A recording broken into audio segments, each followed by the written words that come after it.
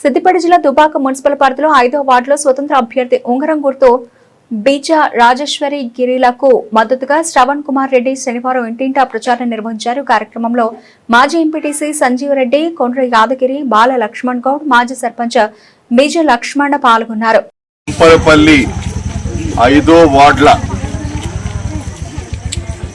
అభ్యర్థి ఇండిపెండెంట్ స్వతంత్ర అభ్యర్థి బిజ్జ రాజేశ్వరి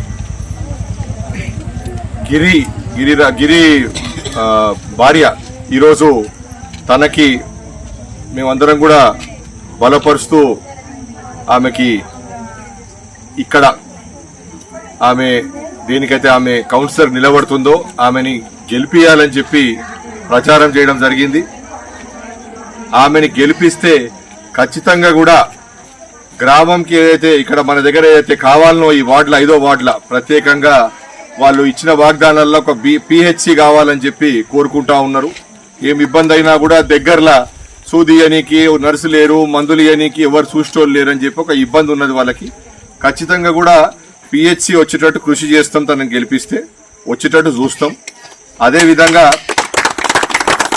ఇక్కడ మన వార్డులకు కోరుకున్న ఇంకో విషయం ఏంటంటే గ్రామంలో ఒకటి ఈ ధాన్యం స్టోరేజ్కి ఓ స్టోరేజ్ ఏరియా కావాలి వాళ్ళకి.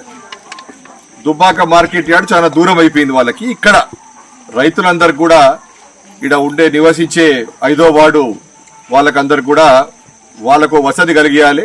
వాళ్ళకి ఖచ్చితంగా కూడా స్టోరేజ్ స్పేస్ కావాలి. అది కూడా మేము మార్కెటింగ్ డిపార్ట్మెంట్ తోని మాట్లాడి ఖచ్చితంగా కృషి చేసి అది అయ్యేటట్టు చూస్తామని చెప్పి ఇవాళ అందరితోని చెప్పుకోవడం జరిగింది ప్రచారంలో. అదేవిధంగా